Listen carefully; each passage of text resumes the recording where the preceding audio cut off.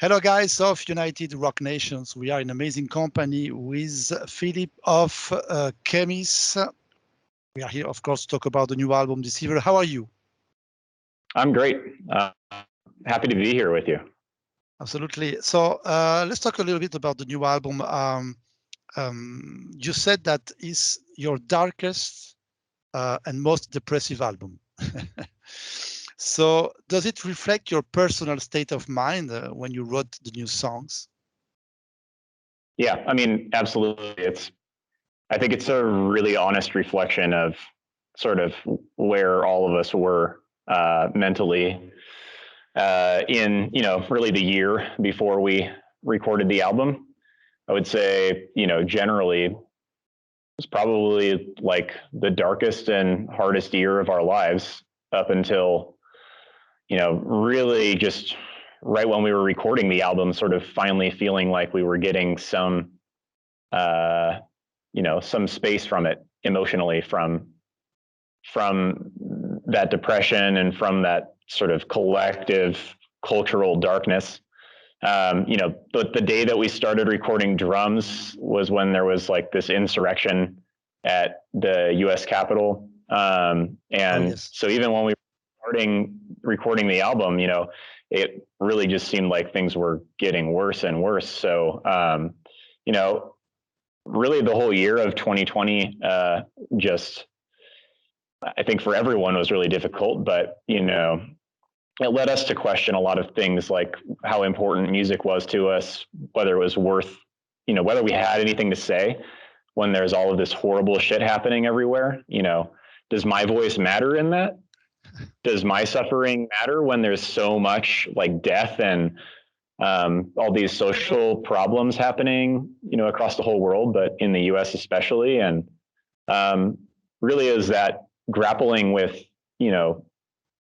the worthiness of my own suffering in light of everything else that's happening in the world, and just having to contend with that created the emotional space that, I think at least I was in, and I know pretty similarly Ben was in, and that I think Zach was probably experiencing too when we were making the album. So yeah, it was a heavy time, and I think it's a heavy album because of it. And now, do you feel better? Yeah, I mean, there's always this funny thing that happens. Like, I wouldn't say that this is a unique experience to this album, because with each album, we've tried to write something that was really a reflection of ourselves at that point in time. Something that we can look back on and remember exactly how we were feeling. So we've always done that, but there's something in doing that sort of like releases it and sets it free. It becomes this physical thing that's separate from you when you make an album and when you record something that's physical, that just creates this distance that is really therapeutic. So in a lot of ways, I think, putting these words down and recording this and getting this music out, especially now that it's like seeing the light of day and people can hear it. It's really, like I said, it's therapeutic, and it does help a lot. My headspace has been infinitely more positive this year than it was last year. Great. Great. So Deceiver is also the most, as you said, cohesive work to date, with many musical atmospheres. Tell us more about the songwriting process. How did you search those atmospheres? Do you mix them on the songs? Tell us more about that. Yeah, I think it's always something that we've tried to do, is sort of, we all have a lot of different influences, and not all of them are the same, but, we all agree on rock and roll. We all agree on, traditional heavy metal like Judas Priest and Iron Maiden, Metallica. We all agree on, certain strains of death and black metal. And so we've always tried to sort of embrace all of those influences in our sound. But I think you're right that just as we've grown as a band and grown in confidence in our ability to still sound like us, even if we produce a riff that's a black metal riff or whatever. We've just become more confident in our ability to build songs that have all of these different influences. And I think maybe for this album, it was helpful that like we had to write it in a really different way than we have in the past, because we were all quarantined from each other for the first few months of the time when we were working on it. And so Ben and I had to sort of figure out ways to share ideas with each other remotely and get feedback and make alterations and try to start working on arrangements in that way. And I think that it created two different things. One, it gave each riff the space to be pretty different because it was being created in such a different way. And then it also made it so that when we did get back together as a band, we really started only working on these songs together for a couple of months before we could go into the studio. And it meant that we had to be really organic with how the arrangements came together. We had to really figure out sort of like what ends up making the best song here. Do we really need to go to that portion of the song that we thought was really cool, but maybe doesn't service it as well? And so I think there ends up being all these stylistic shifts throughout the album, but I think you're right that it ends up feeling really cohesive because we're always trying to service whatever the emotion is of that portion of a song. Rather than just like putting things together for the sake of them being cool or sounding good, is like trying to build this whole album that works together as a piece, but each song having individual strengths and moments that make it unique. So it was a really conscious effort to do that. And of course, it sounds like a concept album. As you say, it's a unique piece. You said that we are tricked into believing these stories about ourselves, that we are broken, that we are not good enough, that our genetics determine our fate. Those are your words about the thematic elements of the new records. Tell us more about your opinion about that. Yeah. I think it's just something that I realized I was contending with like on a daily basis when things were the worst, in my own sort of mental health, was that like, I can't be defined by, my depression or my regret over something that I've done, or that, like there's some things that I am really afraid of in my bloodline and in the history of my family that are very real demons that like I have to contend with as I move forward with my life. And I don't, I'm choosing to not let those be a part of my life anymore. I'm making a conscious choice not to believe that the things that I've been told to expect for myself in my life are true. So it was just something that I was having to do for my own mental health, and that I was really realizing was an important theme for me in my life. And, in the course of writing the album, I realized that was really a theme that was deep enough that it could sort of tie the whole work together on the lyrical front, and that each song could sort of explore a different aspect of these stories that we tell ourselves. And so it ended up kind of resembling, to me at least, like a little bit of like Dante's Descent in the Inferno, where he's encountering like these different layers of hell.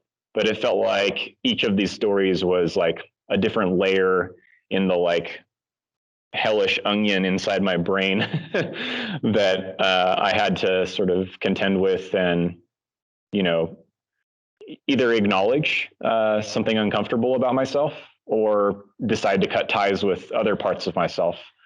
So that's really what I meant by that, and that's what I see the album being about thematically, is like those realizations that we make and making a conscious decision to move on or to embrace those aspects of you that you're not comfortable with or that are no longer serving you and that you have to move on from. listening what you just said, it seems like it's like a therapy to write those lyrics. Yeah, 100%. I mean, I was saying, recording the album and putting it out in the world, creating some distance from it is like a therapeutic exercise, but even just writing these things down is too, I've never done this before, but really like I started writing the album lyrics by just journaling for a while. And, it was from that journaling process that I ended up like really having to confront some really uncomfortable things about myself. And that a lot of those things that I was confronting ended up being, the concepts for each song lyrically. And yeah, so putting that to paper is incredibly cathartic and therapeutic. You're getting it out of your system and you're helping solidify what it is that you're thinking about by doing that. Absolutely. Let's talk about the cover artwork. It's really dark. It's a Sam Turner creation, but tell us more about the meaning of it, because I have the cover here. It's very strange. Tell us more about the meaning, about the figures that there are on the back. Well, tell us more about that cover. Yeah. So I had drawn up a sketch of this and sent it to the other guys and was like, do you like this concept? And they all agreed that it was cool. And so I sent it to Sam and we just started working on it. And so some of the pieces kind of came together throughout the process of just communicating with him back and forth. But some of it was, like very deliberate, like this is what the image is. And what I'd sent him was a picture of this figure standing in what I was seeing as like the river Styx, or like one of the rivers in sort of, like the Greek version of hell. Oh, okay. And that he's sort of like in this purgatorial place where he's kind of between worlds, and he's confronting this darkness in himself. His reflection in the water is a demon that's pulling him under, but he doesn't look like he's fighting it. He like kind of accepts his fate. And the other figures in the background are really just like other sort of, spirit beings that are like navigating this space along with him. But, I think the main idea was really always about him having to confront this darkness, that's himself in this space that is like literally hell. And that, I think probably it's obvious from the other stuff I've talked about with the themes of the album, like how that relates to Yes. the theme and the concept. But I thought it was a powerful image, and it looks a lot cooler. Like, like I just got the vinyl copy of the album, and it looks like so much cooler in person than it does on the digital version for some reason. I think it's a striking image, and there's other artwork, on the inside and on the back of the album that kind of, helps with the story a little bit too, and is interesting. But yeah, I think it's a really strong piece, and Absolutely. it's really closely related to everything that the album is about. Let's talk about. I love a lot one song. I love all the songs, but there was one particular that I love a lot. It's one of my favorites. It's Astral Road. It's the last song of the album. Great groovy parts. It's the song. It's the song on the album that have more groovy parts, but also dark ones. Great melody vocals. Tell us more about this song. I love a lot this song. Thanks. I think it's one of my favorites too. I mean, I think something that we've tried to do the last two records is to have the last song on the album be sort of like a reflection of the style of the previous album, but with us trying to outdo it. So in some ways, that last song, Astral Road, on this album is like us trying to outdo sort of the more trad metal parts on the previous album. So that's a little bit of like the direction style-wise that we tried to take with that song. But then I think also it just made sense for the conclusion of the album to have this more sort of like up pace sort of groove to it, because the whole album is like, you know, like the opening is really grand and it's kind of just setting the stage for the album. And then, you know, I'm saying like at the end of that song, like I cast aside the shroud to reveal what's underneath. The ground beneath me is churning. And, you know, it's sort of unveiling the hell, right? So then in the second song on the album, we start at like the lowest pit, like my deepest fears. And we sort of slowly are working our way back. And on the last song, I think we're surveying sort of the landscape that we've traversed. And it's kind of like natural that the conclusion of this whole thing would be the one moment where you finally get the release of having like a more triumphant sort of sounding musical accompaniment. It's the one place where we sort of like finally work out of the darkness, and we end on like an almost opportunist, or an not opportunist, but an almost optimistic note at the very end.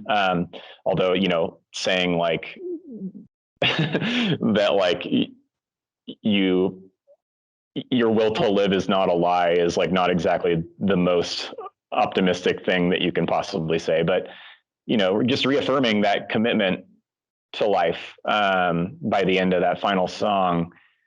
So thematically, that's why I started the song is the way that it is. But it also, like, we wanted to do certain things with that song. Like we wanted the beginning to be like almost kind of like this Pink Floyd type of experience. And so like I had written this guitar solo that I thought was kind of like what David Gilmour would play over that chord progression. And then I also wanted to sort of like, you know, Judas Priest is my favorite heavy metal band. And so I wanted to like call to that inspiration just a little bit. So like layered these like screams that come in over the, you know, intro of the riff. And it's a total like Painkiller-esque riff.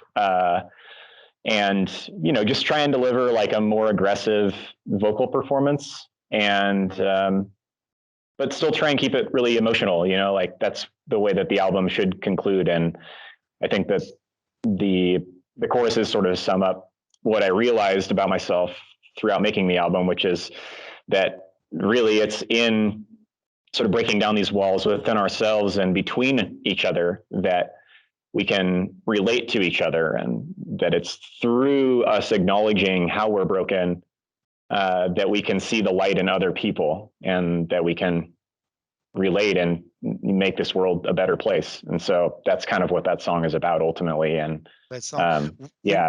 Will you play that song live when you? We will eventually. I mean, it's the hardest song to play and sing at the same time because it's like has a sophisticated vocal part with the guitar. But yeah, I mean, eventually it's something that we'll do live. Like all the songs, we always write the songs from like a rock and roll mindset of like, there's going to be two guitars and it's going to be like AC/DC. And then there's going to be like overdubs, you know, sometimes we do have to layer more stuff, but like the songs always have to stand up to the presentation of a 4-piece band. And so that's, you know, always in our mind, and that song's no different. You know, we can pull it off as long as I can figure out the coordination. We know that you wrote another song that is not included in the album, is Sigil. It will be published like a flexi single on the November issue of Decibel magazine. Why you didn't include this song on the album? I mean, the main thing is just, well, I guess there's two things. One we is, haven't heard the song, so we don't know how it sounds. Okay, they just put it out digitally, so you can look it up now and listen to it. They just put it out last week, I think. So I would say it just didn't, it felt like the theme had kind of resolved itself for the 6 songs that are on the album. And so the theme for the song, like lyrically, is a little bit slightly different. it's more like just a investigation of darkness and of the human condition, rather than like being an especially sort of personal realization about myself. So for that reason, it felt a little bit separate. And then also, it's just, we've always tried to make records that will fit on a single LP time-wise, and so like right now it's at about 42 minutes with the 6 songs that are on there. And then this new song is 4.5 minutes. So it's pretty short, but it would just slightly put the LP over the time limit to where you start to lose some audio quality. So we didn't want to do that. We never think that there's a point in releasing a 2 LP album when it's like 48 minutes of music, when, it could just be a stronger and more concise 42 minutes of music. So, both of those, kind of practical and thematically, it just wasn't going to be a fit. Okay, so we will listen to this song. I took a look at your site. Sorry? I was just saying that we actually recorded an 8th song as well when we were in the studio, and we haven't told anybody about what that is or what we're doing with it yet. But it's totally different from everything else that we recorded. So there, it didn't make sense to be on the album. But maybe that'll come out next year at some point in some fashion. Right. I took a look at your site, and I saw just one show on December at the St. Vitus Bar, but we haven't seen any tour announced. But of course, we are in France and we are in Europe. So do you have plans to come in Europe? I don't know, next year, for example. Tell us more about that. I think we are trying to. There's a lot of things that are uncertain right now about touring, especially internationally, but we're trying to work on it. We're trying to get some dates set up for next year in Europe. We are announcing, I think today, a West Coast tour in the US, okay. And we'll probably have some other US dates throughout the year. And I think we're looking to, we've done a fair amount of like headlining stuff, but that hasn't really been the way to grow our audience in Europe. We really want to do like a tour with, like we're friends with the guys from Enslaved. We've toured with them in the US.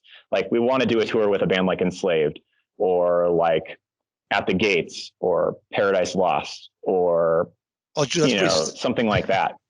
Or Judas Priest.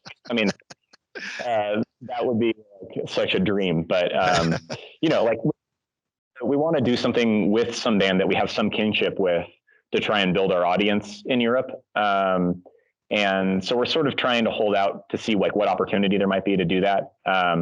And if that doesn't come together, we'll just put together, our own sort of set of dates, because we do want to be back over there playing shows for you all. So thank you very much for all these informations about the new album. We love a lot Deceiver. It's a great album. So thank you very much for that. And we hope to see you, of course, live, because live is better than a CD or a vinyl. So we hope to see you very soon here in France. Yeah, I hope so too. Great to meet you, and thanks for the interview. Thank you very much. Bye.